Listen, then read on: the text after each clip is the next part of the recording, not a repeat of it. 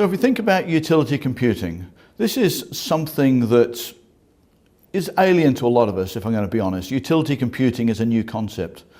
But utilities themselves is something that's all around us, something that every one of us is consuming. We don't think about it, it's just there. And if I think about my morning ritual, something I go through every morning, and I'm sure most people here do, I'm a coffee person. So when I come downstairs in the morning, I want to make myself a cup of coffee. Some people like tea, some people like orange juice, whatever. But for me, it's a cup of coffee.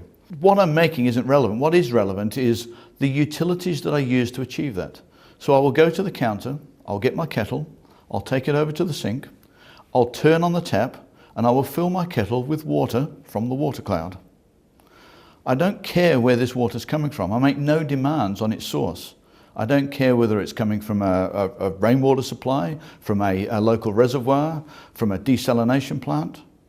These don't matter to me. What matters to me is that I'm filling my kettle with cold, clean, pure water.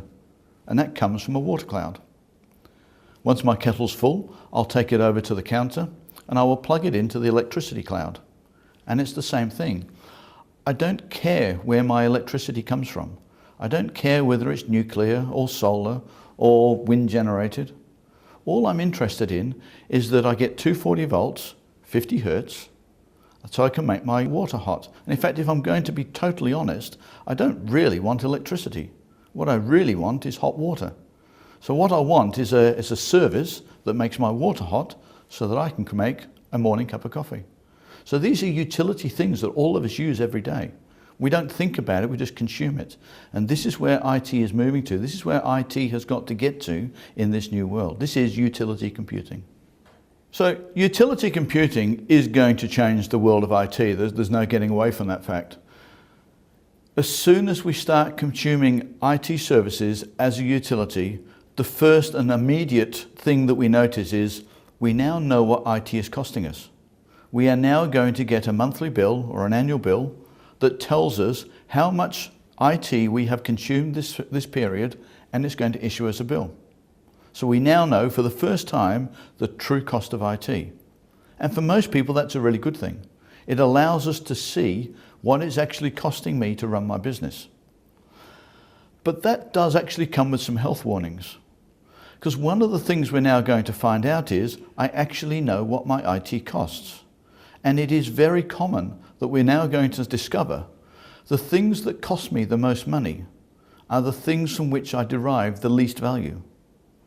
The things from which I get the most value can often cost me the least amount of money. Now I can't solve that problem for you, all I can do is expose it. But it's going to give industries a challenge. Because what do you do with these systems that cost inordinate amounts of money, but from which you get very little benefit? You can't turn them off, people are using them. But you're going to have to deal with it because you now know it. Previously you had no visibility of this, now you have visibility. Dealing with old systems that are inefficient is going to be very challenging, but going forward, this is going to revolutionize the world that we work in.